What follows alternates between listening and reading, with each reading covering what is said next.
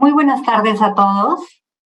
En nombre de la Sociedad Nacional de Minería, Petróleo y Energía, les damos la más cordial bienvenida al cuarto encuentro, camino al 14º Simposio Internacional del Oro, Plata y Cobre, denominado Rentabilidad Social y la Minería Peruana. El encuentro de hoy inicia a las 5:30 y durará hasta las 7 de la noche. El programa que seguiremos inicia con una exposición del ministro de Energía y Minas, seguida de un diálogo con los miembros de nuestro panel.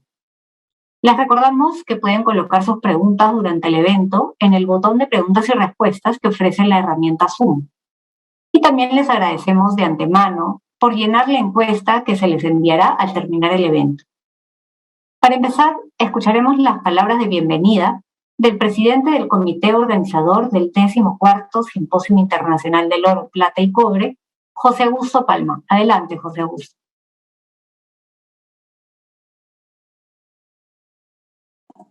¿Estás sin audio, José Augusto?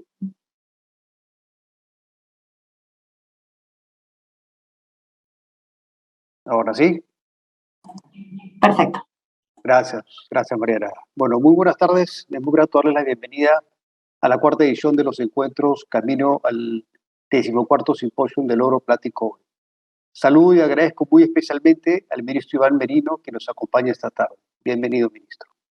En esta oportunidad se abordará el tema de rentabilidad social, un concepto que ha sido propuesto por el gobierno como un nuevo enfoque para todos los proyectos de inversión que se quieran ejecutar en el país, incluyendo, por supuesto, la minería.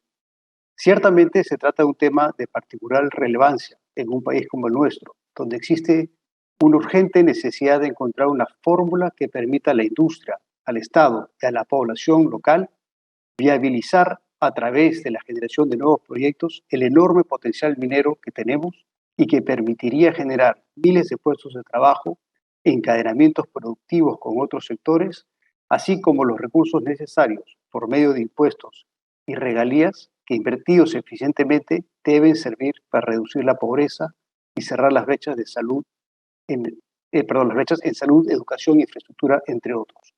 Por ello, resulta de vital importancia darle un contenido objetivo a lo que se entiende por rentabilidad social para dar certidumbre a los inversionistas, el Estado y la población en general sobre los alcances del mismo.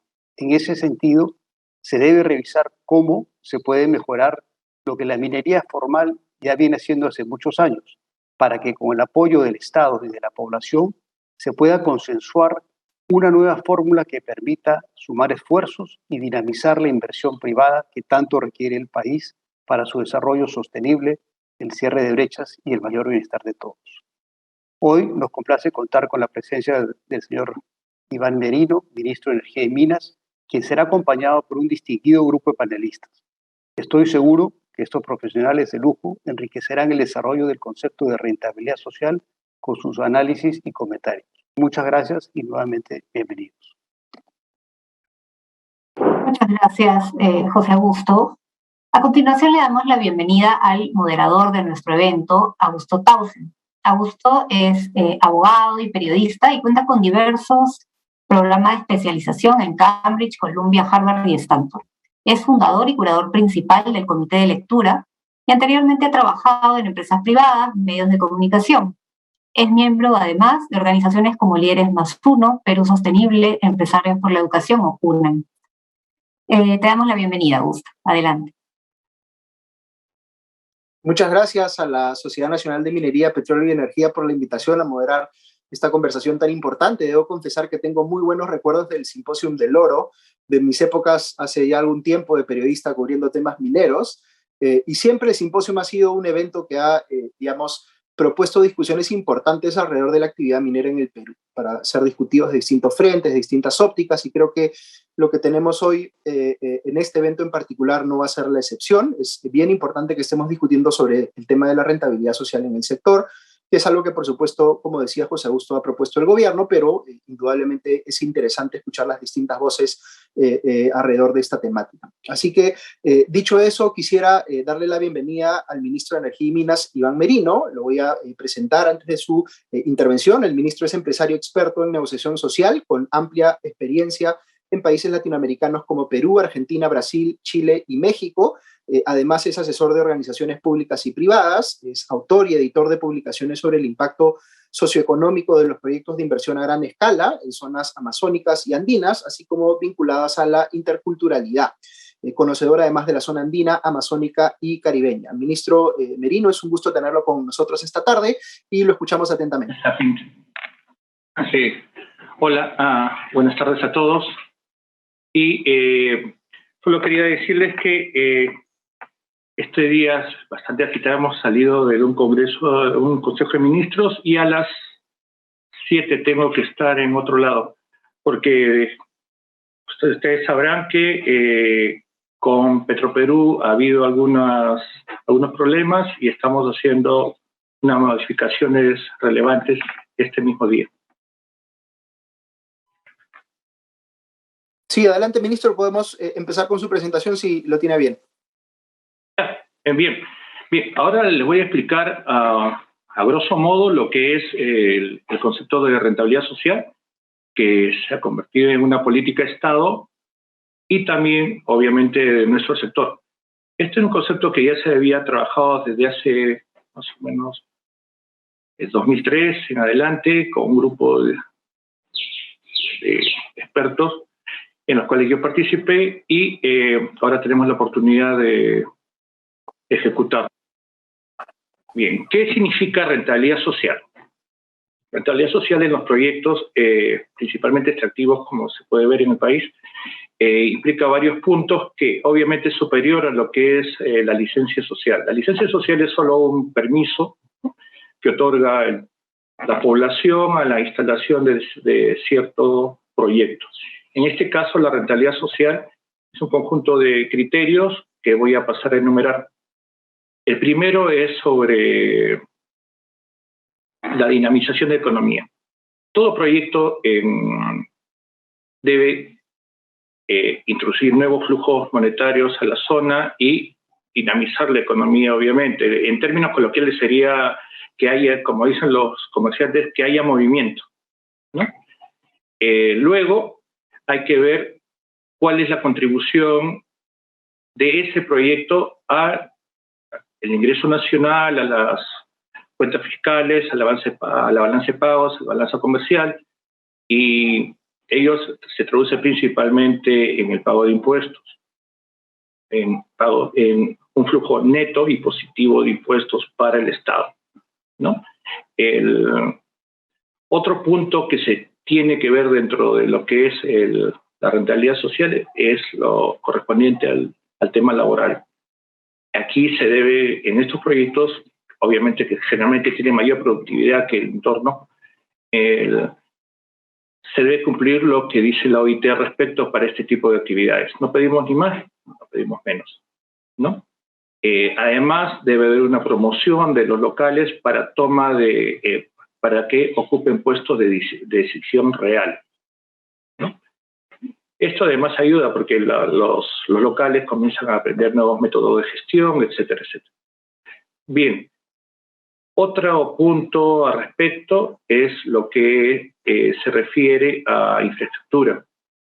Estos proyectos deben generar nueva infraestructura cuyo acceso sea libre, ¿no?, para los habitantes del entorno.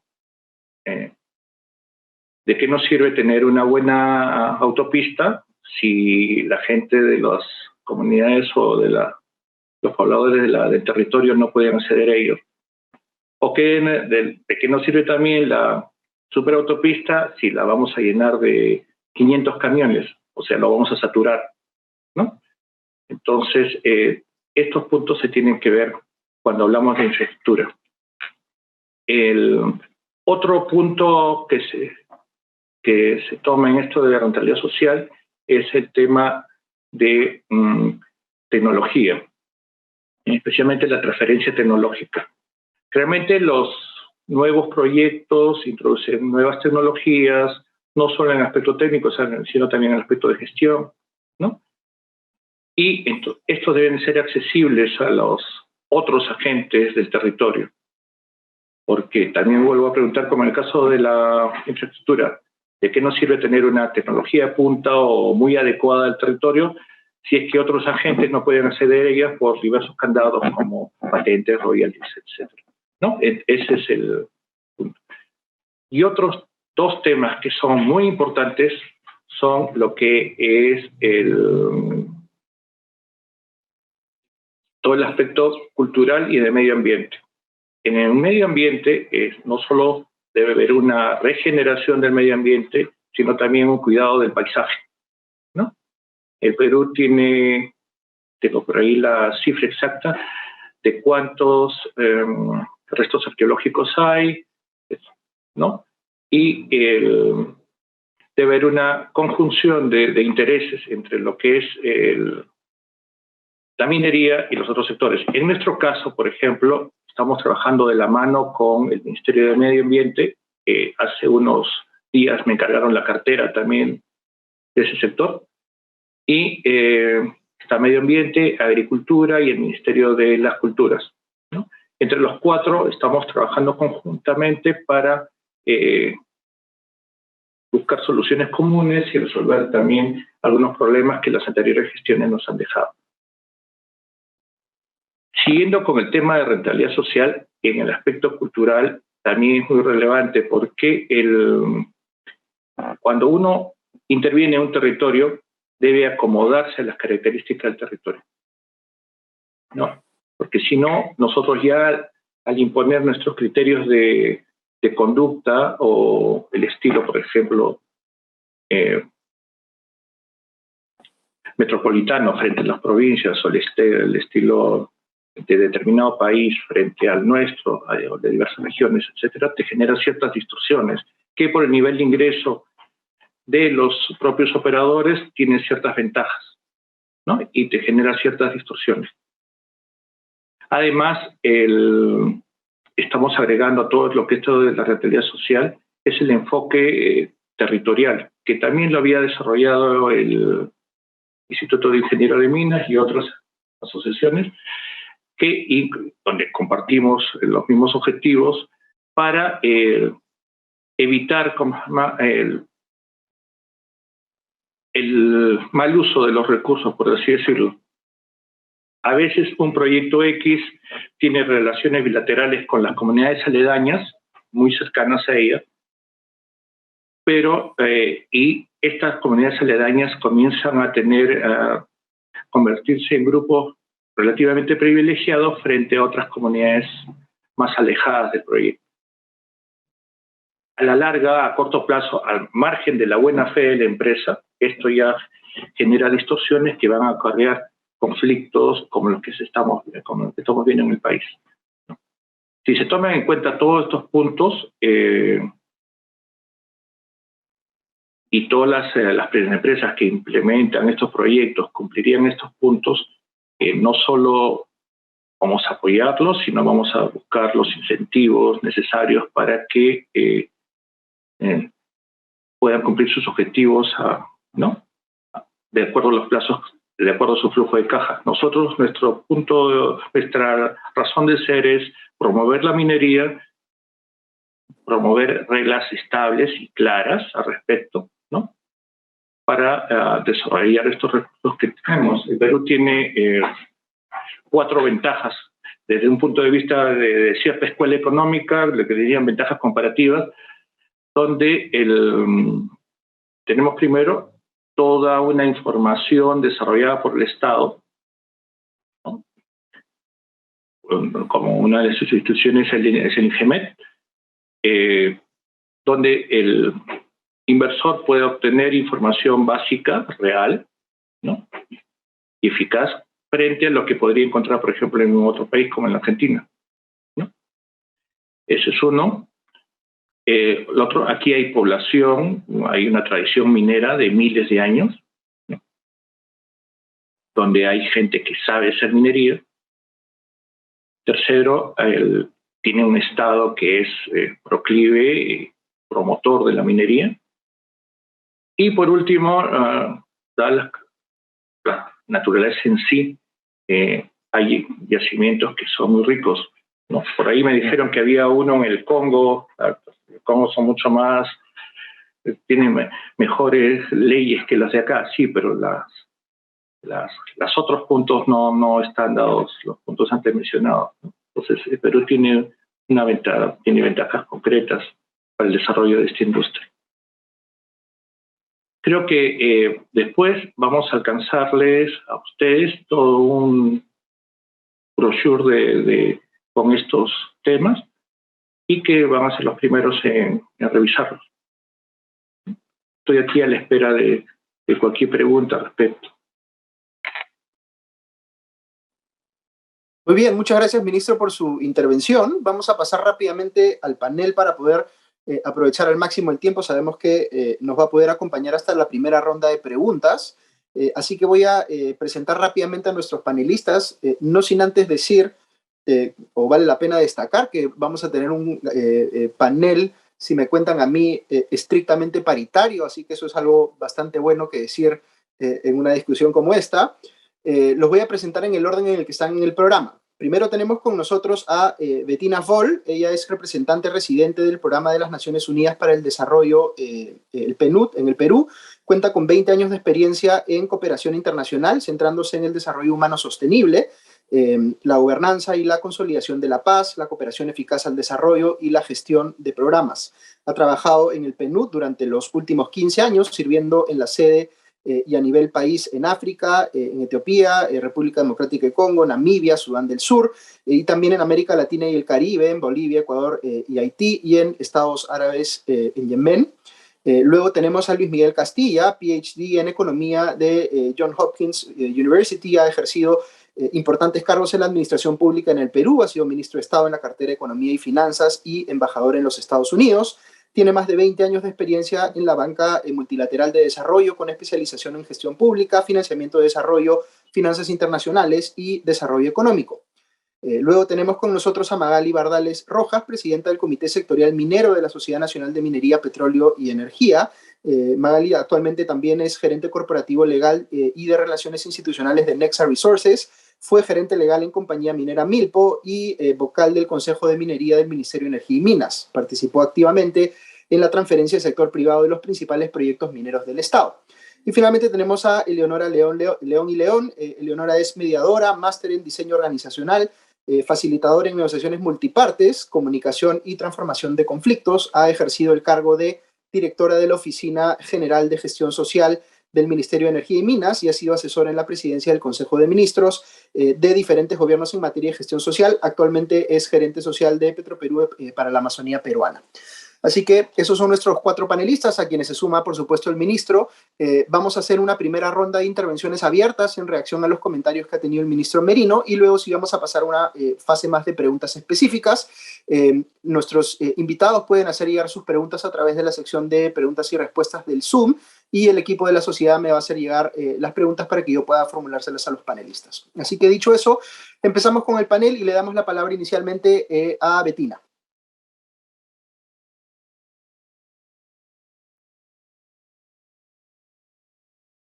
Buenas tardes. Muchas gracias, Augusto, y al ministro Merino por su reflexión sobre ese tema tan clave para el país. Es un gusto para mí estar con este nivel de panelistas. Antes de empezar, permítame comentar que la temática de la rentabilidad social del sector minero es un tema muy personal para mí. Mi padre nació como hijo de un minero de carbón en Alemania en la primera mitad del siglo pasado. Mi abuelo pasó la última mitad de su vida discapacitado por neumoconiosis debido a las difíciles condiciones de salud de trabajo en las minas.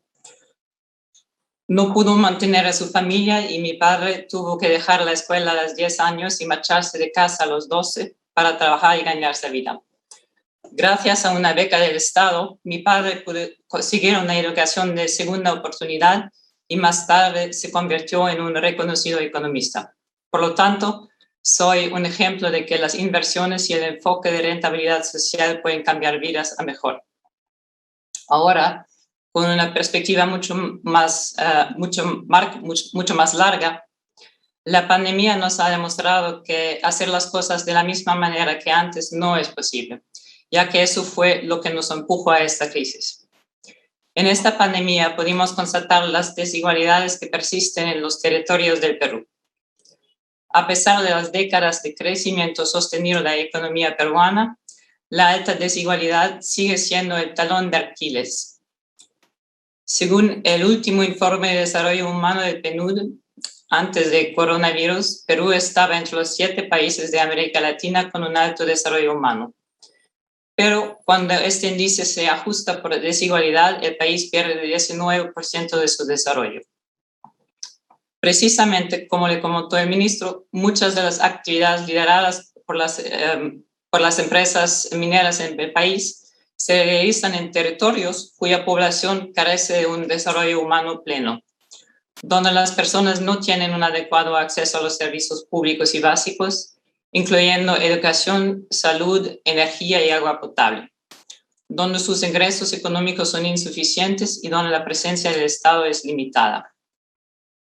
Por eso, antes de plantear alternativas, es clave analizar bien los desafíos.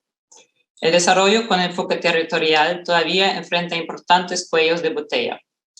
Por ejemplo, la débil articulación entre los sectores público y privado, procesos de planificación de arriba hacia abajo que no logran en su mayoría recoger las prioridades de la gente, así como aquellas visiones de desarrollo no sostenible. Son algunos de los factores que limitan significativamente el progreso. En ese contexto, la Agenda 2030 y los 17 Objetivos de Desarrollo Sostenible, en los que Perú está comprometido firmemente, cobran mayor relevancia. Esta es una hoja de ruta para que avancemos hacia un equilibrio entre el progreso económico, social y ambiental, que atienda las demandas específicas de cada territorio. En ese sentido, desde el PNUD hemos venido trabajando con una estrategia de desarrollo territorial que permite dinamizar el desarrollo sostenible de las poblaciones y comunidades rurales. Por supuesto, esto no se puede lograr de forma aislada, sino con todos los actores del país. Por eso, de manera complementaria, esta estrategia estratégica incluye una plataforma de gestión que reúne al Estado en todos los niveles, al sector privado y a las mismas comunidades que están en el centro de las soluciones. Esto nos permite fortalecer la gobernanza territorial, que a su vez facilitará que escalemos y se mantengan los avances logrados. Ahora bien, cuando hablamos de rentabilidad social, también debemos tener en cuenta los eslabones más pequeños de la actividad minera, las y los mineros artesanales. En el Perú, al menos una cuarta parte de la producción de oro está en manos de los 300.000 hombres y mujeres que trabajan en la minería artesanal y pequeña minería. Sin embargo, por ahora, este sector está lejos de la rentabilidad social. De hecho, están atrapados en una espiral donde la informalidad impide toda forma de progreso. Por ejemplo, en un estudio que estamos próximos a publicar con la iniciativa Planet Gold, advertimos que solo el 30% de los mineros artesanales accede a créditos en el sistema financiero formal y la mayoría lo hace a través de créditos personales. Esta es una gran limitación para su producción y también para que adopten prácticas responsables con el ambiente. En ese sentido, desde el PNUD también hemos venido trabajando junto a MINAM y MINEM en la promoción y la formalización del sector, en su inclusión financiera y en el uso de nuevas tecnologías libres de mercurio. Me quedo aquí. Muchas gracias. Gracias, Bettina. Aprovecho para darte la bienvenida cordialmente al Perú, ya que acabas de iniciar tu gestión como representante del PNUD en Perú, así que bienvenida oficialmente. Y pasamos ahora con Miguel para escuchar tus impresiones sobre los comentarios del ministro. Adelante, Miguel. Muchas gracias, muy buenas tardes. Mi saludo al señor ministro de Energía y Minas y a los panelistas que nos acompañan. Es muy interesante tener esta discusión porque, y tomo lo que dijo Bettina, creo que más de lo mismo, digamos, no ayuda y hay que pensar quizá de manera distinta. Entonces, algunas reacciones a lo dicho por el ministro, porque creo que es un concepto que toca trabajar y creo que este tipo de foros, agradeciendo a la sociedad por organizarlo, sirve para darle un poquito más de contenido y cómo se operativiza este concepto, digamos que es nuevo y estaba yo conversando con colegas, si es que efectivamente se tiene claridad con respecto a un concepto que se aplica más a los proyectos de inversión. Digamos, hay una área de la economía que se llama la economía del bienestar, donde se habla de rentabilidad social de los proyectos, pero son usualmente proyectos de inversión pública. Y hay menos avance en lo que se refiere a proyectos privados y en particular en la industria extractiva. Entonces, creo que es positivo iniciar esta discusión y darle un contenido y cómo poder, digamos, operativizarlo, creo que sería muy, muy oportuno. Y algo que también es oportuno es que nos saca del debate acerca de la externalidad negativa, que usualmente es la que domina la discusión pública, ¿no? El impacto ambiental, el impacto social, cómo mitigarlo, que es muy importante, pero ciertamente también cómo potenciar el impacto social pensando en la población en su conjunto. Entonces creo que eso es bienvenido. Ahora, cuando yo pienso en rentabilidad social, yo pienso en externalidades positivas. O sea, yo pienso, cuando uno hace un proyecto de transporte, estás pensando en los tiempos ahorrados, digamos, para los ciudadanos que se transportan y ahorran tiempo. Yo pienso en un proyecto de irrigación, estoy pensando en las hectáreas que se va a ganar a la agricultura, y esto cómo va a cambiar la vida de muchas personas. Entonces, hay un elemento de cambiar un poco el chip, y cuando pienso en elementos vinculados a las externalidades positivas, como yo reduciría, digamos, la definición de este tema de rentabilidad social, yo creo que hay temas de empleo, temas de desarrollo local, territorial, son fundamentales. Y acá ejemplos creo que grafican esto, ¿no? Obviamente, y ya el ministro lo decía, ¿no? Se construye muchas veces infraestructura física de conectividad. Las minas lo hacen y lo ideal sería, y entiendo que ocurre, es que esta infraestructura sea accesible a todos los ciudadanos del área de influencia. Entonces, las carreteras es una forma tangible de poder contribuir a esa rentabilidad social y ese retorno a la sociedad. Cuando se habla de compras locales, evidentemente la empresa se suple de proveedores locales y eso dinamiza la economía, como también comentó, y así hay ejemplos puntuales. Yo quisiera enfocarme más bien ahora en los retos que se tienen y quizá en algunos riesgos que toque mitigar. Uno, partiendo obviamente por una definición muy clara de lo que tenemos en mente, el primer reto es cómo se cuantifica esto, porque hay tantos conceptos que se han, digamos, tocado y cada uno es un universo por sí solo. Entonces hay un ejercicio de cuantificación que es absolutamente fundamental, porque no queda muy claro efectivamente cuál es la responsabilidad y a quién le toca qué. Y esto es un trabajo compartido, creo yo, de Estado, de empresa, de sociedad civil, de población y autoridades locales, sin duda. Entonces, creo que eso es bien importante. Lo segundo, que creo que es fundamental, es avanzar en esta discusión, pero sin que esto, bajo ningún criterio, debilite los instrumentos de gestión socioambiental que ya existen y cuyo cumplimiento no es trivial en nuestro país. Y ya lo decía el ministro, este concepto trasciende la licencia social, pero empresas que quizás están en proceso de renovar su estudio de impacto ambiental, que incluye temas sociales, evidentemente, pueden, digamos, sentirse que necesitan más claridad en cuáles son esas nuevas reglas que hay que cumplir y estándares, y que no se introduzca pues inseguridad jurídica o falta de información sobre las reglas del juego. Creo que es un segundo tema que es absolutamente central. Lo tercero es que cuando se habla de mecanismos participativos, esto es importante. De hecho, el Perú ha suscrito los convenios de la OIT de consulta previa y son opiniones, digamos, no vinculantes, pero ahí siempre es el reto como a una población que se le ha consultado, no sé, entre lo vinculante y lo no vinculante es complejo de manejarlo. Entonces creo que ese es un tema de calibrar expectativas y no generarlas aquellas que no se puedan cumplir. El cuarto desafío es cuando se habla de muchos de estos temas que comentaba el ministro, que yo, digamos, la mayoría los endoso y son atributos favorables, es a quién le compete qué. Porque obviamente todos queremos el desarrollo territorial de nuestro país y eso es fundamental, un país más cohesionado territorialmente, pero definitivamente hay responsabilidades que le compete a ciertos actores.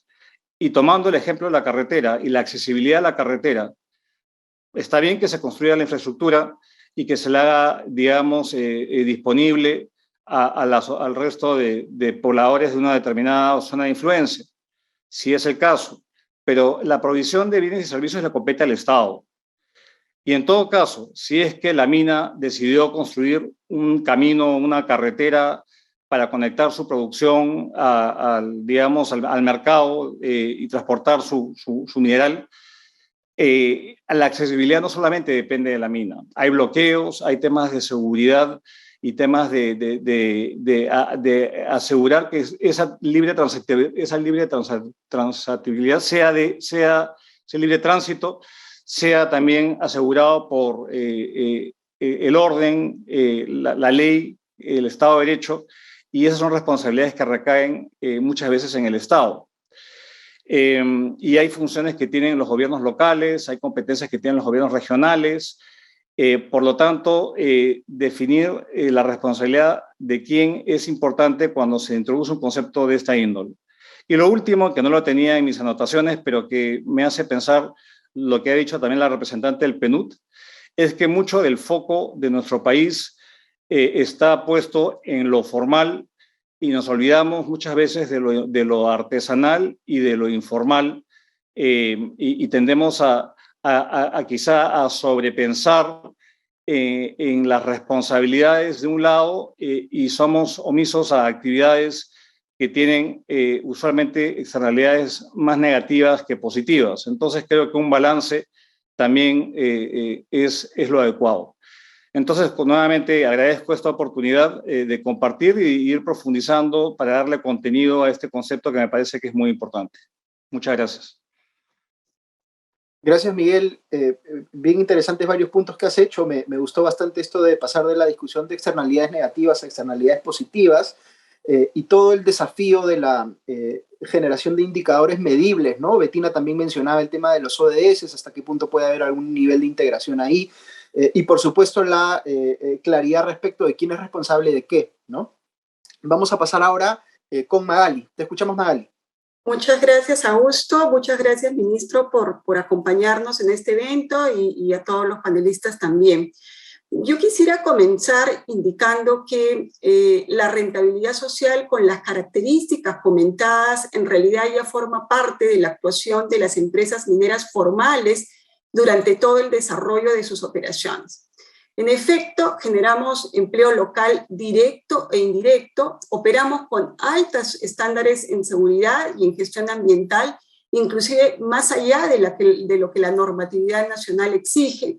Contribuimos de manera importante en la recaudación de impuestos por el Estado, generando un significativo aporte económico a nivel nacional y local, facilitando oportunidades de desarrollo. Actuamos con total respeto por los derechos humanos y desarrollamos e incorporamos tecnología en el desarrollo de nuestras operaciones con miras a ser cada vez más eficientes y generar menor impacto en nuestras actividades. En la última década, el sector minero ha representado el 16% de la inversión privada realizada en el país. Ha aportado al Estado el 20% de la renta y tributos especiales.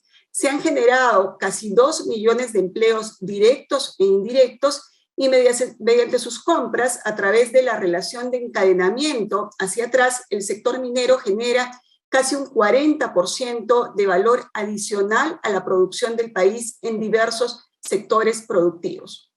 Sin embargo, la rentabilidad social como una premisa integral consideramos que debe ser concebida justo en la línea de lo mencionado por Miguel, en una interrelación y actuación conjunta entre los diferentes actores y de acuerdo a los roles específicos que cada actor debe tener en esta conjunción.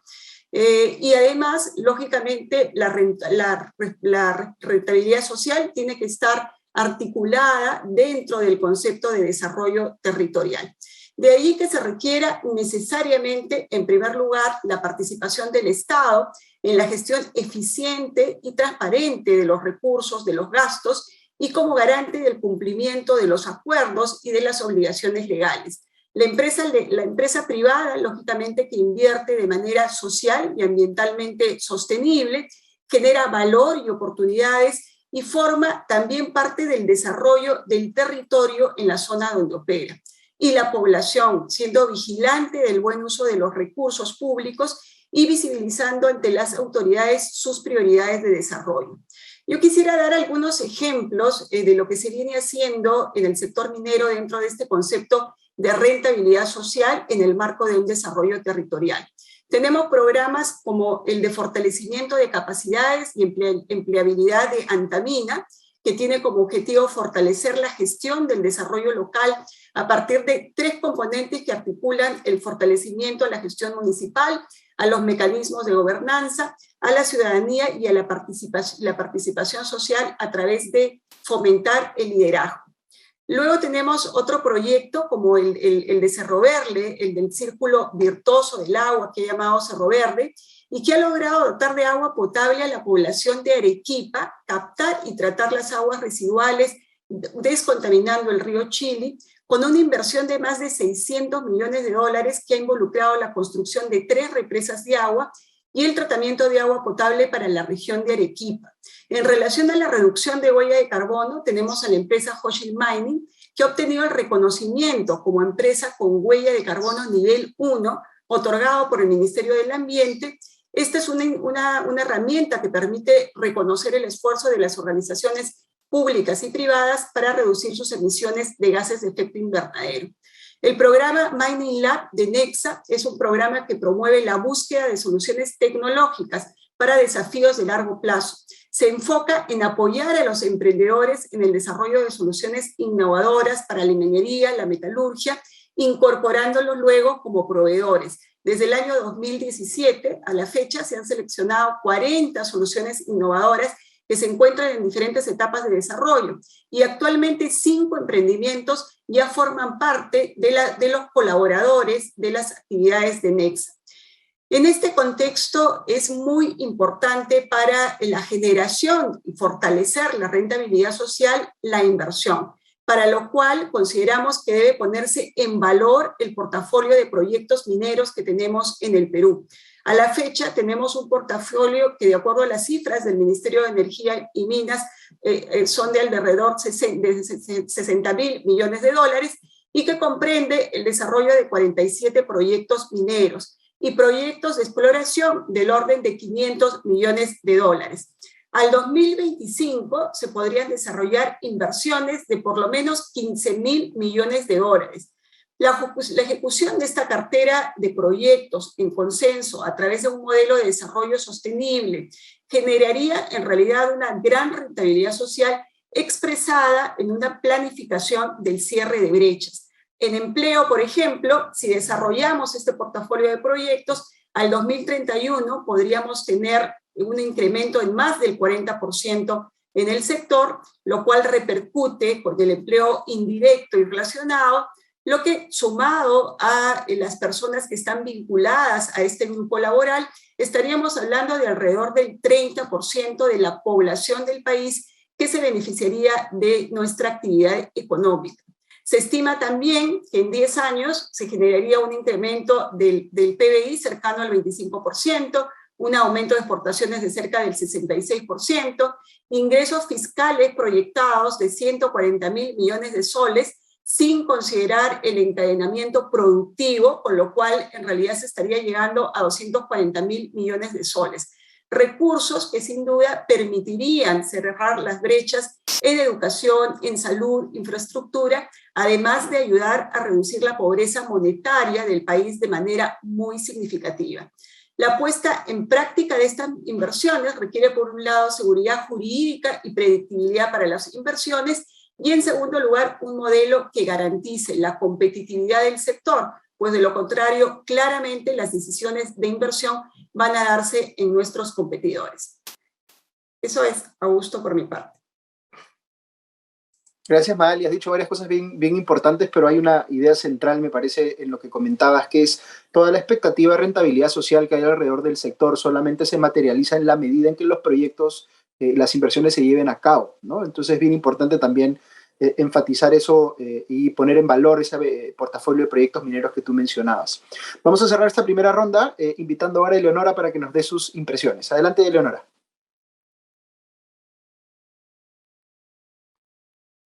Muchas gracias, Augusto. Saludos al ministro y a todos los panelistas. Muchas gracias a la Sociedad de Minería por la invitación. Creo que este es un tema crucial. Creo que algo que es bastante importante de rescatar de la intervención que nos ha hecho el ministro es saludar esta fuerza con la que estamos entrando en este tema. Me parece muy importante, me parece indispensable ahorita, me parece que bastante vamos a apoyar también el tema de la licencia social y sin llegar a poder aterrizarla realmente, que creo que hay ya varias experiencias sobre las cuales podemos basarnos, con las que podamos entender claramente que todos podemos estar de acuerdo en que es indispensable que en una, digamos, coexistencia con las comunidades de tan alta pobreza en nuestro país, se dé una industria exitosa, ¿no?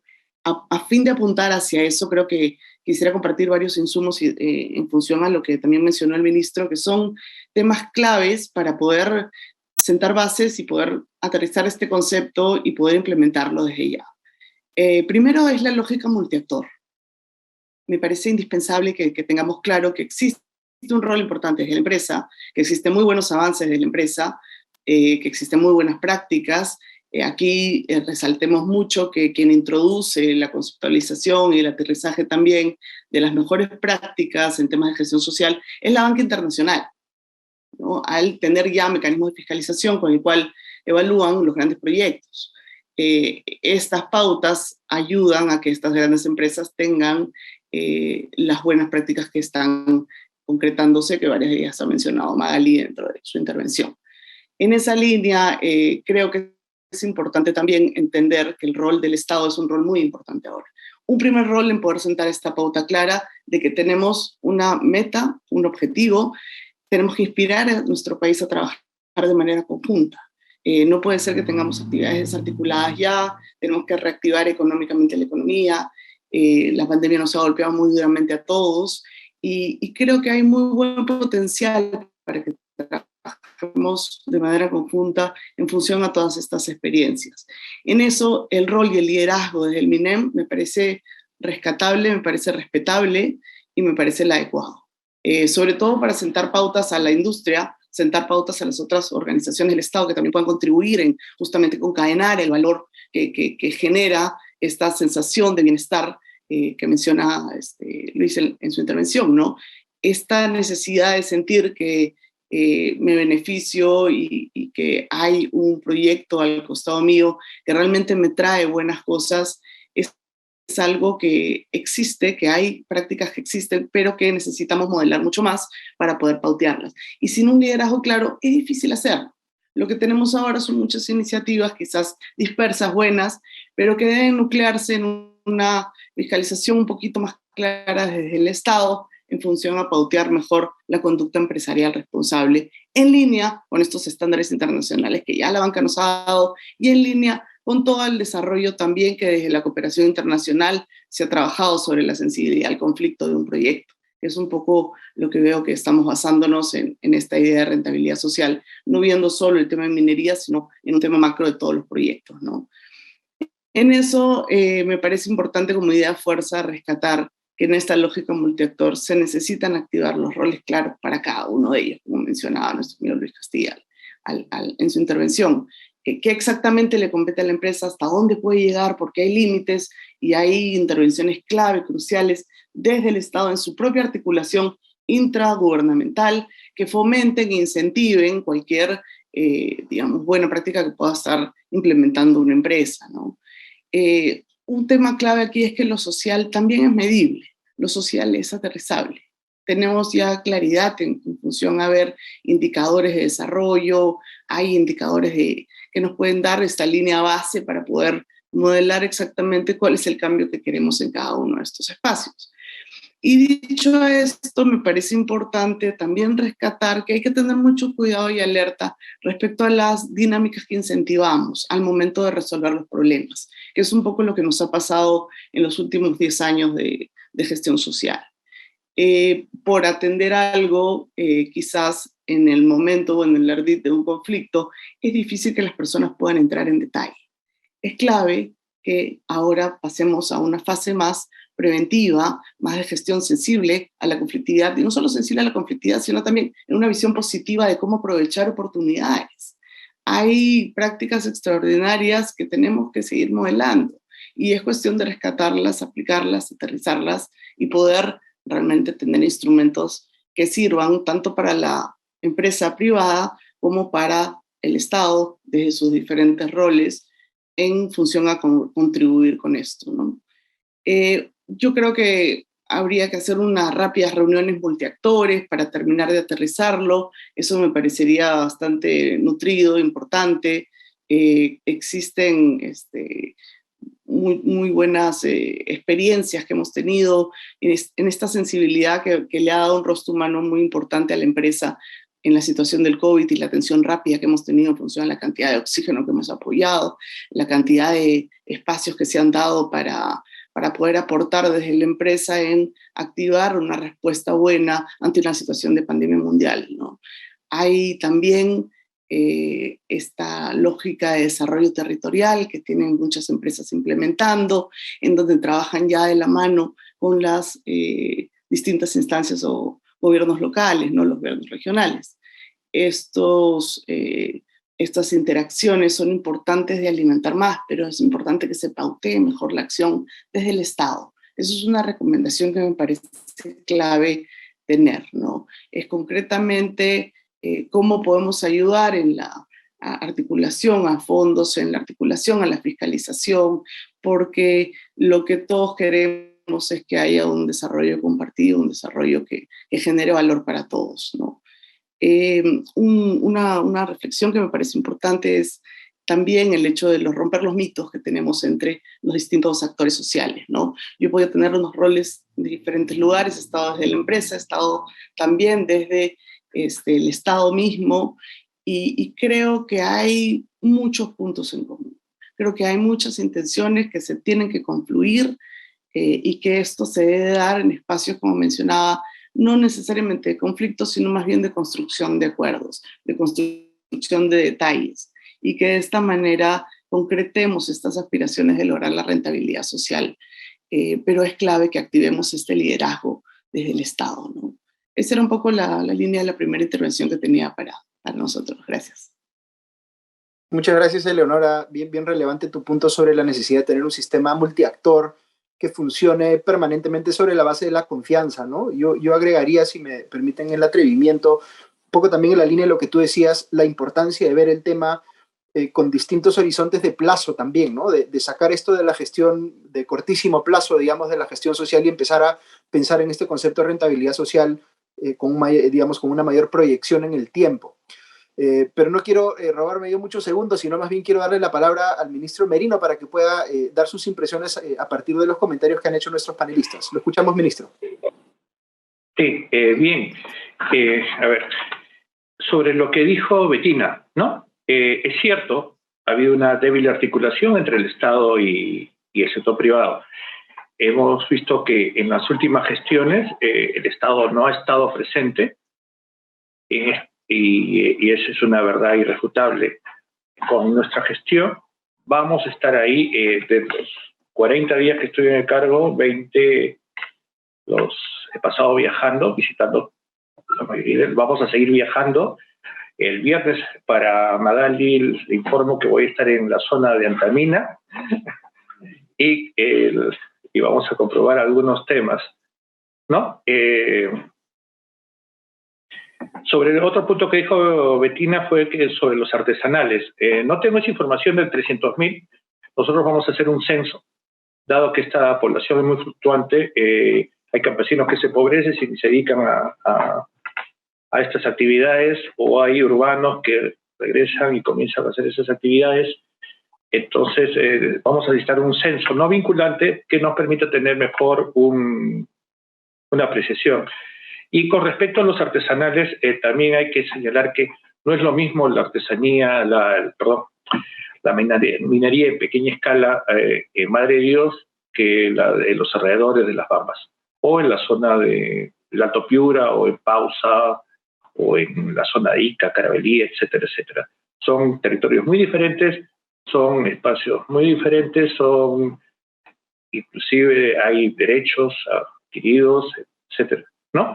Que hacen que esos territorios sean completamente, mejor dicho, no sean homogéneos, y que implican medidas y políticas adecuadas a cada territorio. Una zona pueden ser muy proactivos y en otras completamente generar externalidades negativas si es que no se aplican adecuadamente, ¿no? Entonces ahí tenemos que tener mucho cuidado en hacer algunas generalizaciones y también evitar que el mismo Estado cometa estas, ¿no? Después, con lo que dijo Luis Miguel en cuanto a cuantificación, nosotros estamos avanzando en este estudio de la cuantificación, pero hay cosas que no se pueden cuantificar. Uno puede decir, ¿cuánto quiero a mi hijo? ¿No? Es un poco diferente, pero sí se nota que hay una relación efectiva. Tenemos una metodología que la vamos a publicar, la vamos a la vamos a proveer a ustedes para su discusión.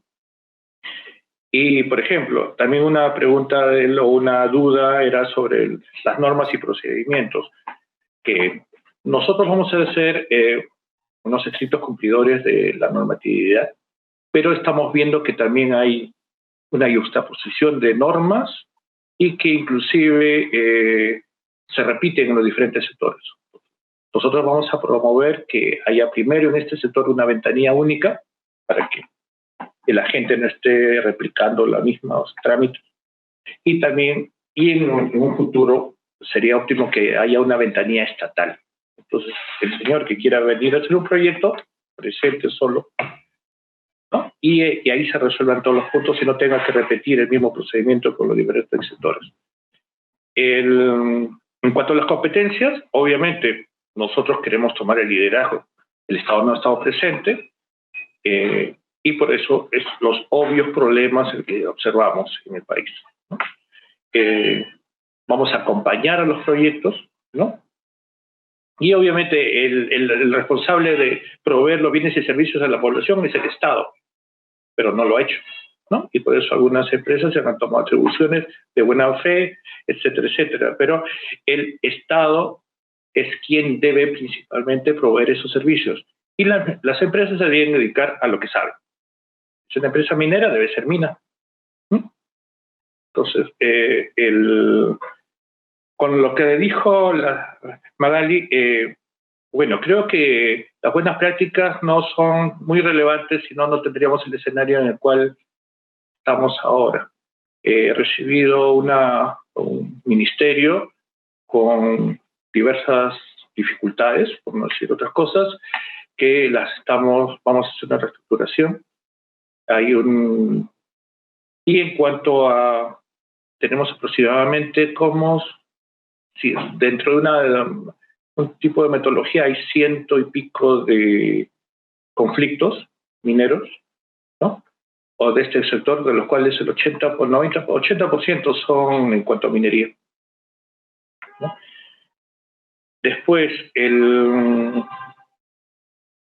ya no hablamos de cierre de brechas porque si hablamos de cierre de brechas se supone que en algún momento no habría brechas, ¿no?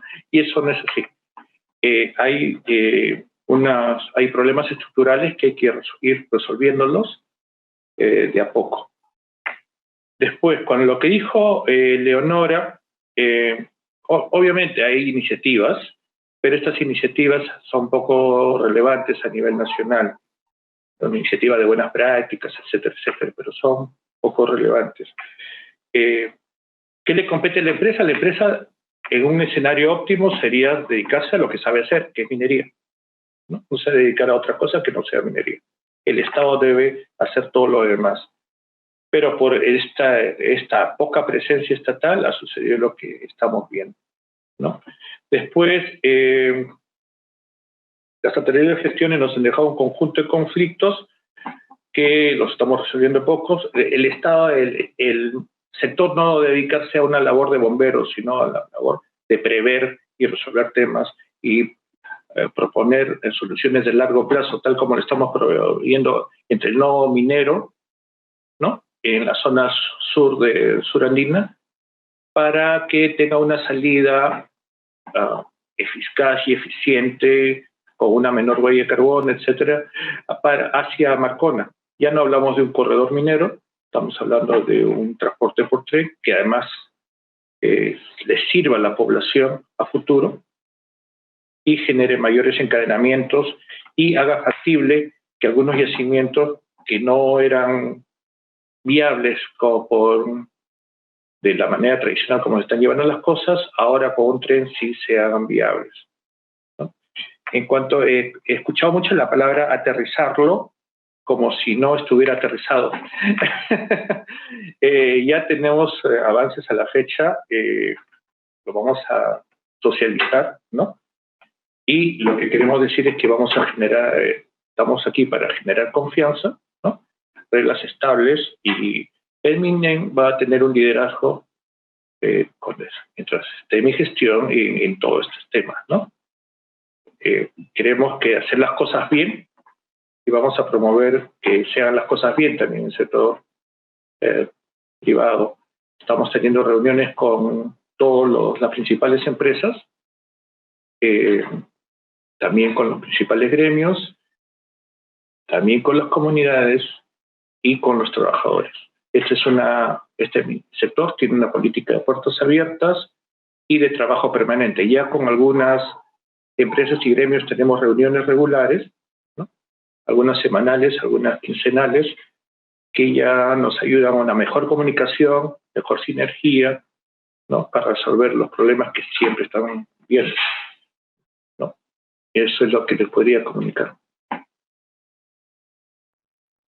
Muchas gracias, ministro, por sus palabras, y está, por supuesto, bienvenido a acompañarnos el tiempo que pueda. Vamos a seguir nosotros con nuestro panel y vamos a pasar a unas preguntas un poquito más específicas alrededor de los temas que se han mencionado, y quisiera empezar preguntándote, Bettina, ustedes como PNUD han tenido un rol interesante alrededor de ciertas zonas de actividad minera, desarrollando estudios técnicos independientes para contribuir de alguna manera a que haya gobernabilidad, estabilidad, digamos, en las zonas de actividad. ¿Nos puedes contar un poquito en qué ha consistido el trabajo en esos estudios técnicos independientes?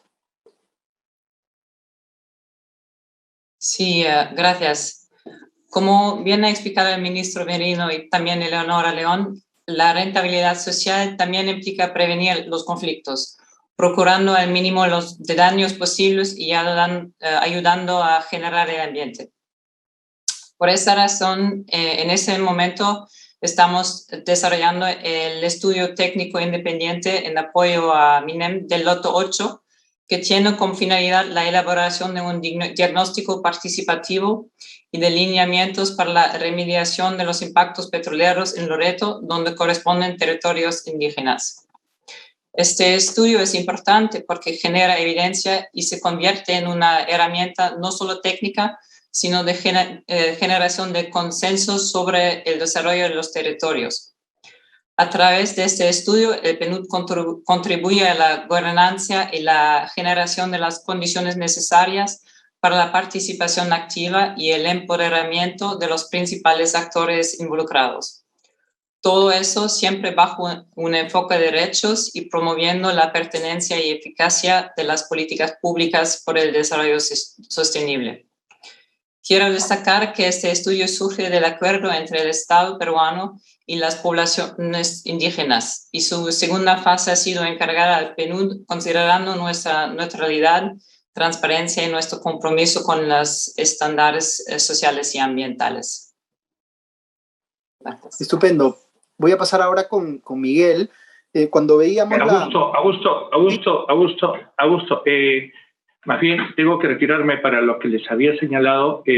Muchas gracias y sería bueno replicar este tipo de diálogo para ir avanzando. Sería bueno que sea después de que yo les haya alcanzado el brochure de rentabilidad social.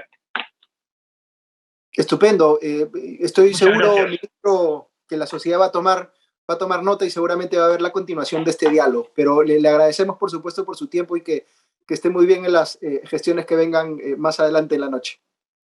Listo, gracias. Adiós. Ahora sí, pasamos con Miguel. Cuando escuchábamos la enumeración que hacía el ministro de todos los componentes que él concibe dentro de este concepto de rentabilidad social, por supuesto, había alusión a varias entidades o a varias, a varios ministerios, a varias, partes del Estado peruano que no necesariamente trabajan de manera articulada, ¿no? Entonces, ahí la pregunta que te quería hacer, Miguel, es ¿cuán grande es este desafío de articulación para que efectivamente se puedan cumplir todos y cada uno de estos componentes que el ministro mencionó alrededor del concepto de rentabilidad social?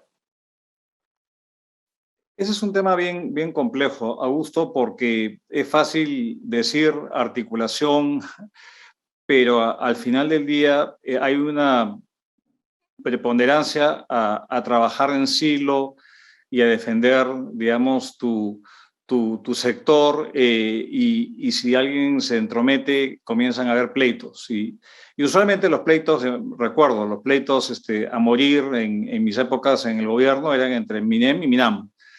Solamente para hablar de dos áreas en el gobierno nacional y muchas veces es muy difícil también esa articulación en los tres niveles de gobierno. Y si uno habla incluso al interior de sectores, no necesariamente el rector, que es el ministerio, va de la mano con las actividades que hacen las entidades adscritas a ese ministerio de fiscalización o lo que fuese. Entonces, este tema de tener una visión articulada no es un tema, trivial, porque justamente esta falta de articulación lo que genera son costos de transacción muy, muy elevados y finalmente no acaba un poco la parálisis que hoy día también vemos. Entonces creo que este tema es importante, pero cuando viendo los aspectos que relevaba el ministro, o sea, mucho de esto ya existe, ¿no? ¿Dónde está la novedad de todo esto? Y trataba yo de delinear algunos aspectos,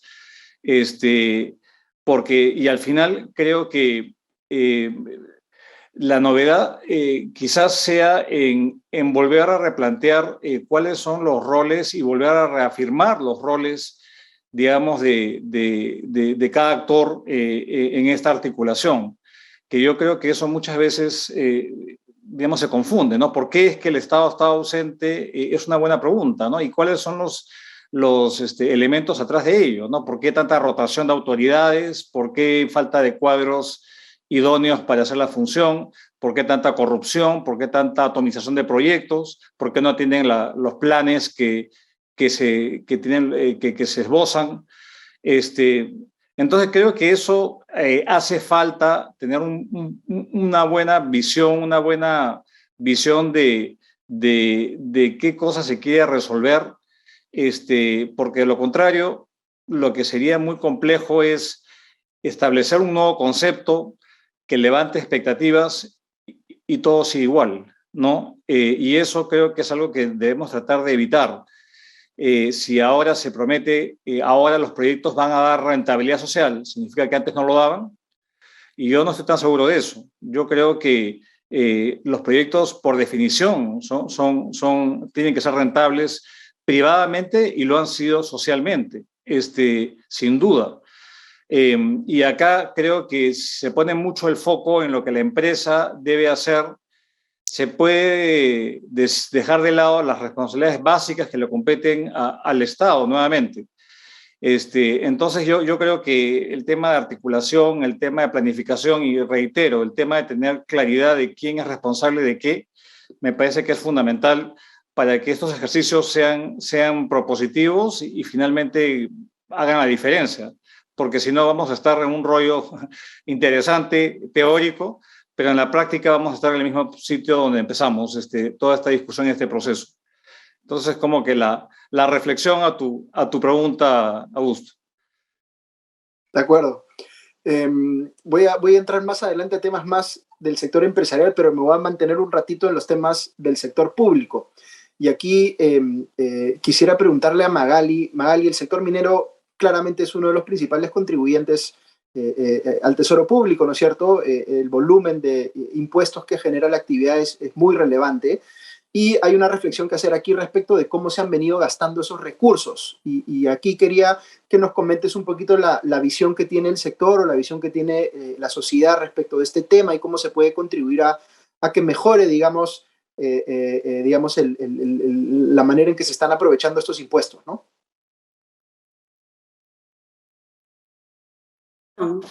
Gracias, Augusto, por la pregunta.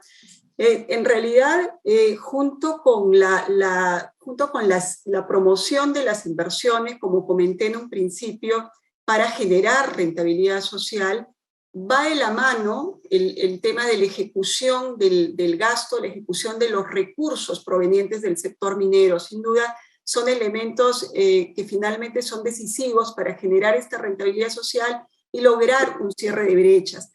La carga de impuestos en el sector minero bordea el 50% de su utilidad antes de impuestos y contribuciones. En los últimos 10 años, el gobierno nacional ha distribuido a gobiernos regionales y locales alrededor de 40.000 millones de soles por concepto de canon minero y regalías, lo que representa alrededor del 22% del presupuesto de estas entidades. Y además, lógicamente, hay un monto importante que ha quedado en tesoro público, que es el equivalente, ¿no? Sin embargo, el promedio en la ejecución de los presupuestos ha sido realmente heterogéneo. En los últimos años podríamos hablar de un promedio del 67% en relación a la ejecución del gasto, y sobre todo en relación al tema de calidad en el gasto es un punto de atención, ¿no?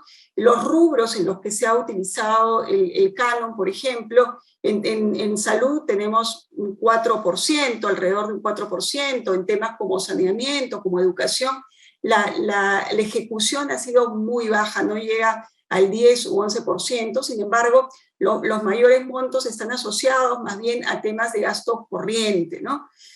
Por otro lado, este año nosotros tenemos un estimado de ingresos que van a llegar desde el sector minero durante el ejercicio 2021 de alrededor de 12.500 millones de soles, cifra que equivale al 35% del presupuesto del sector educación para el 2022 o del 56% del presupuesto de salud, según lo establecido en el presupuesto que ha sido presentado ante el Congreso, ¿no?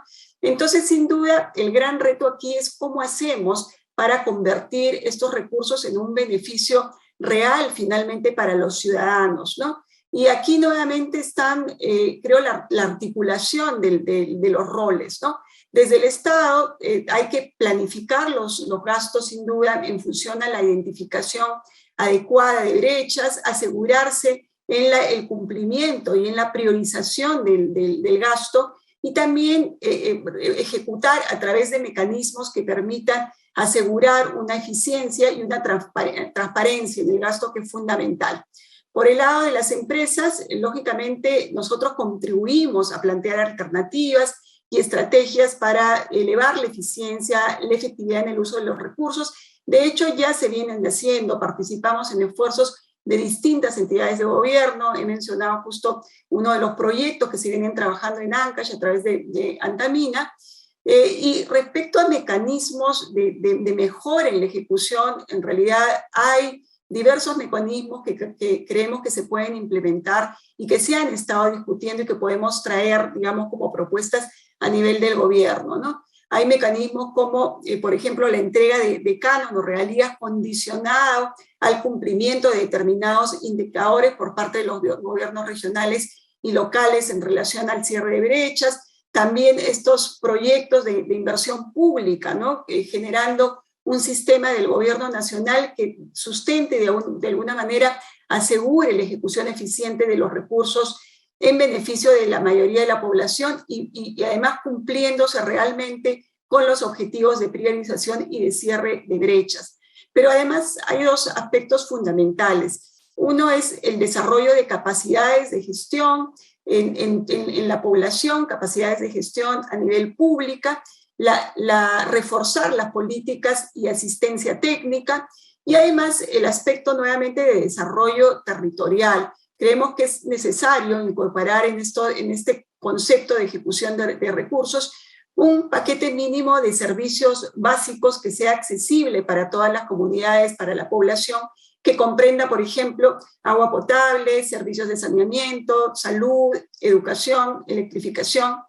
Claramente no basta en realidad con obtener mayores recursos. Tenemos suficientes recursos, el Estado tiene suficientes recursos por parte del sector minero. Lo que se requiere es ya sea poner en práctica los proyectos de inversión que tenemos en cartera y una eficiencia para generar una rentabilidad social. Eficiencia, calidad y transparencia en el gasto para la ejecución de estos recursos que provienen del sector minero y que sin duda contribuirían enormemente a reducción de brechas y a fortalecer la rentabilidad social que ya se viene dando en el sector minero.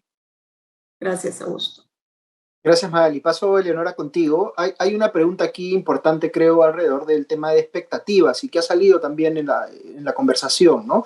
Tú que tienes bastante experiencia viendo temas de diálogo, de negociación, ¿qué es lo que crees que se ha manejado bien y qué se ha manejado mal alrededor de expectativas, ¿no? Porque hay situaciones de conflicto que aparentemente se arreglan y luego vuelven a, reventar.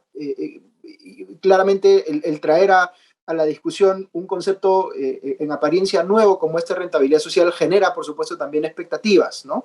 Entonces, ¿qué nos podrías comentar alrededor de eso? Gracias, Augusto. A ver, me parece interesante resaltar un tema acá crítico.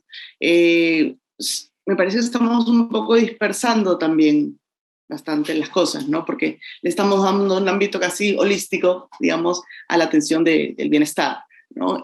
Cosa que me parece bastante interesante conceptualmente, importante para el país, necesario, pero creo que sí nuestro contexto, la coyuntura actual nos lleva a que necesitamos ahorita una solución clara a un actuar por parte de la empresa, a un actuar claro por parte del Estado, en función a poder garantizar que con esta conceptualización y el aterrizaje de esta conceptualización podamos lograr esta predictibilidad de la inversión, que es lo que queremos, ¿no?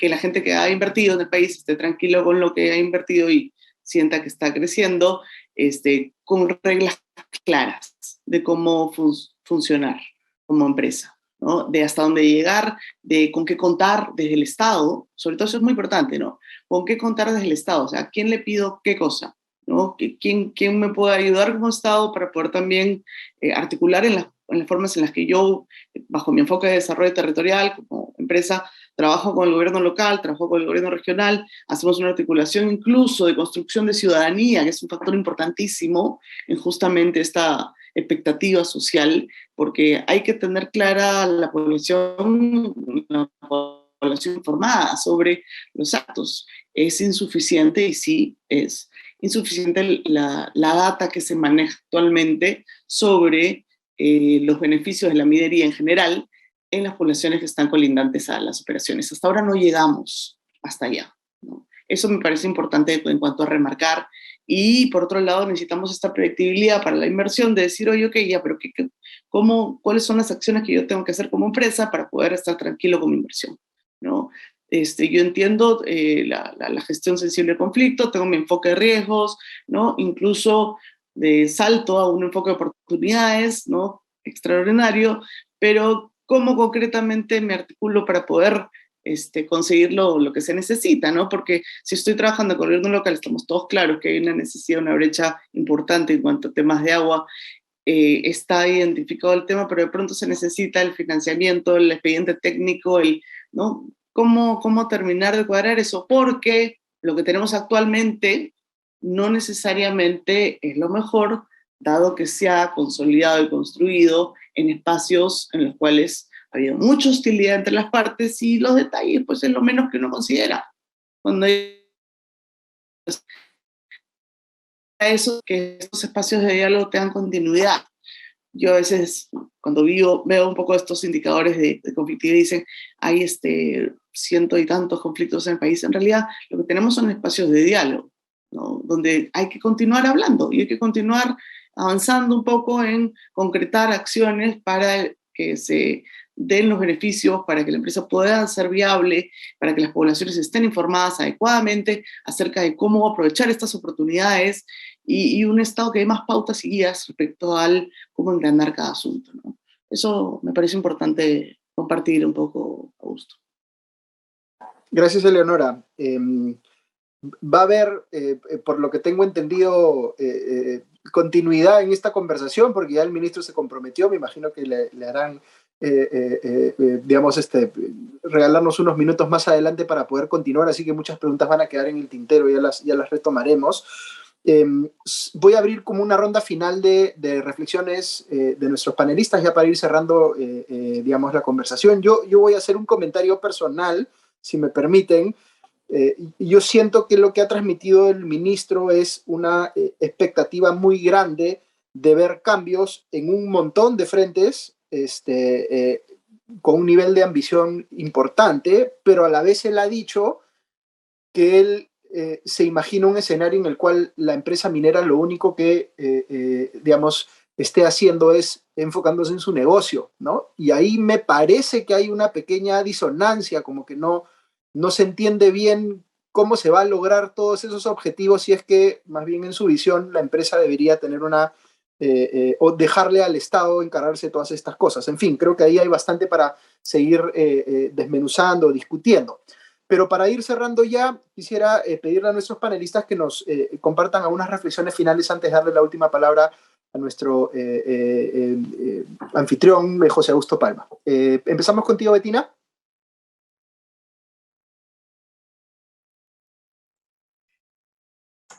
Gracias, Augusto. Un aspecto más que a mí me gustaría mencionar es el acceso a créditos en sistemas financieros formales. Nosotros hemos hecho un estudio que estamos próximos a publicar, que la minera artesanal y de pequeña escala necesita al menos 1.239 millones de soles de financiamientos para aumentar su producción y generar desarrollo. Sin embargo, su acceso a crédito es bastante limitado. Esto sucede aunque los mineros tienen disposición de pagar sus créditos. Más del 82% de los mineros tienen una calificación crediticia normal y está al día de sus pagos. Esta falta de crédito es una gran barrera para que el sector artesanal logre una producción más responsable que el ambiente y menos dañina para su propia salud. De hecho, según el estudio, 1 de cada 10 mineros estaría dispuesto a invertir en tecnologías libres de mercurio. Por esta razón, desde el PNUD apostamos a que la minería de oro a pequeña escala sea más segura, limpia y rentable, en línea con el compromiso del país con el convenio de Minamata sobre el mercurio. En las regiones de Arequipa, Piura y Puno estamos trabajando junto al Ministerio de Energía y Minas y el Ministerio del Ambiente de la mano con los mineros artesanales promoviendo su formalización, dándoles asistencia técnica sobre las nuevas tecnologías disponibles para dejar atrás el uso del mercurio y sobre todo estableciendo los arreglos financieros para otorgar préstamos. Sobre ese último, venimos articulando con la Federación Peruana de Cajas Municipales en un plan de inclusión financiera que comprende el desarrollo de productos financieros dirigidos a ese sector. Por ejemplo, el crédito Mercurio Cero y un programa de educación financiera para hombres y mujeres de este sector. Estos son los puntos que quería destacar. Muchas gracias, Augusto. Gracias, Bettina. Seguimos con Miguel, tus reflexiones finales. Sí, muchas gracias, Augusto, y reitero el agradecimiento a la sociedad. Yo quiero dejar 3 reflexiones que creo que son importantes. Uno es que no se puede desconocer todo lo avanzado y pareciera el gobierno en general es como que si ahora yo entro y ahora todo lo voy a hacer distinto y va a estar mejor. expectativas es un tema, pero esta cuestión de refundar, ese síndrome de la refundación, ahora conmigo todo va a estar bien, no es bueno y genera las expectativas que conversamos inicialmente. Lo segundo es que hay un sentido de oportunidad y estamos ahora en la necesidad de generar una reactivación económica que genere empleo, que genere divisas, que genere bienestar. Y cuando uno quiere eso, lo que pide la inversión, y la inversión responsable, sostenible, como la que tenemos en el país en gran medida, requiere predictibilidad y estabilidad en las reglas del juego. Entonces, creo que eso no se puede, digamos, subestimar ni soslayar, porque finalmente son expectativas y percepciones lo que manda las decisiones de inversión, de nuevos proyectos, o de continuarlos, o de pararlos, o de reformularlos. Y lo tercero, que creo que es un tema fundamental y ha sido tocado digamos, muy tangencial, pero gran parte de la pérdida de competitividad que ha tenido el país en el sector minero se atribuye a una conflictividad social que no hemos sido capaces ni de prevenir ni de atajar de manera adecuada. Y lo que hemos tenido más bien ha sido una captura por grupos de interés y se han politizado mucho esa agenda. Entonces yo creo que eso es un aspecto que me parece central, porque si no, vamos a tener conflictos y vamos a llenarnos, digamos, de buenas intenciones y al final todo queda paralizado sin una solución, digamos, al proyecto minero y que eso se traduzca obviamente en bienestar a la población, el concepto de rentabilidad social. Entonces, nada, yo creo que es un tema que hay que abordarlo con prudencia, con inteligencia y pragmatismo. Y no estamos para refundar nada, creo yo, sino para construir sobre lo avanzado, Augusto. Es mi reflexión final. Gracias por la atención. Gracias, Miguel. Vamos con Magali, tus reflexiones finales. Gracias, Augusto. Yo solo quiero reforzar el tema de la rentabilidad social dentro del sector minero. La generación de valor que damos en el sector minero se inicia en realidad desde una etapa muy temprana, desde las actividades de exploración, hasta posteriormente hacer posible el desarrollo de todo un proceso productivo que va generando una serie de relaciones y encadenamientos productivos que sin duda dinamizan el aparato económico, ¿no? Esto involucra en realidad características positivas que dan un valor agregado a la sociedad, como la formalidad, seguridad, responsabilidad, oportunidades de emprendimientos, y como hemos mostrado, y podríamos dar en realidad muchísimos ejemplos de cómo se va generando esta rentabilidad social durante el desarrollo de nuestras operaciones. El segundo punto que quería mencionar es en relación a dos aspectos clave, ¿no? Uno, el tema de poner en valor los proyectos, como había indicado, para generar rentabilidad social se requiere inversión, y para generar inversión se requiere, como ha indicado Miguel, generar competitividad y predictibilidad. Y adicionalmente, dos desafíos relevantes que tenemos en el sector, que son la tramitología. Tenemos más de 200 procedimientos administrativos que se tramitan ante 29 instituciones y hay diversas propuestas para hacer una simplificación de estos procedimientos. Y en segundo lugar, la conflictividad social, efectivamente, que es un tema en el cual todavía no hay un sistema nacional, un sistema integrado para la prevención de conflictividad social. Nosotros, como Sociedad de Minería, siempre estamos dispuestos y abiertos. De hecho, presentamos muchas propuestas al gobierno y estamos completamente a disposición para articular propuestas que generen un mayor valor para la gestión pública y que en conjunto podamos desarrollar actividades que finalmente contribuyan al desarrollo de las actividades del sector minero y en general del desarrollo del país. Eso es, Augusto. No. Cerramos entonces con las reflexiones finales de Leonora. Y lo hago cortito, Augusto. En realidad tenemos retos claves, ¿no? que están ya claros para todos los que interactuamos en el sector. Tenemos muy alta corrupción, tenemos más de 400 alcaldes presos. Eso es una acción concreta que necesitamos de manera conjunta y multiactor atender. ¿Qué vamos a hacer para que eso no se dé más? Tenemos una muy baja ejecución en el gasto público en función a justamente recursos destinados para estas zonas colindantes a operaciones mineroenergéticas, y eso es algo que tenemos que también resolver, ¿no? Tenemos que resolver también la falta de información de las propias poblaciones, que necesitan tener mayor información para poder ver cómo pueden aprovechar mejor justamente estos proyectos, ¿no?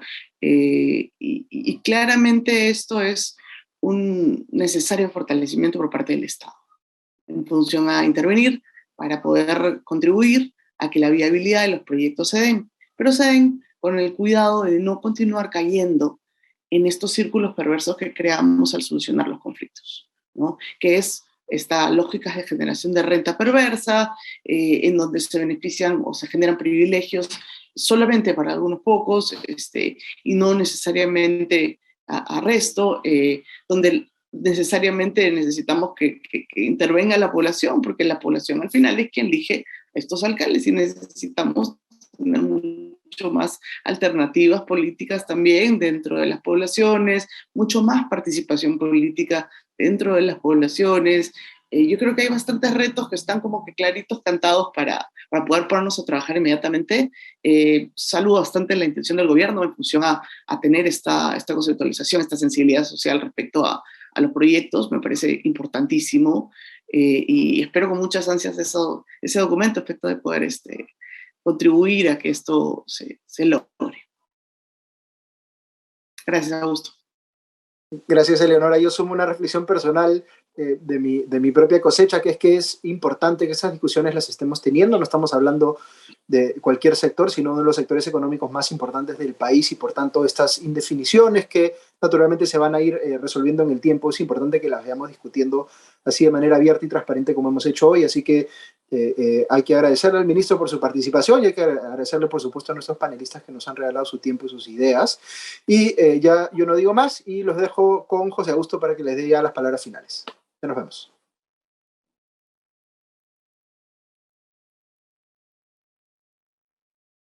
Gracias, Augusto. Y nuevamente quería, para terminar, solamente reiterar mi agradecimiento al ministro Merino, que ya nos dejó, y a todos los panelistas, y por supuesto al moderador también por este magnífico evento.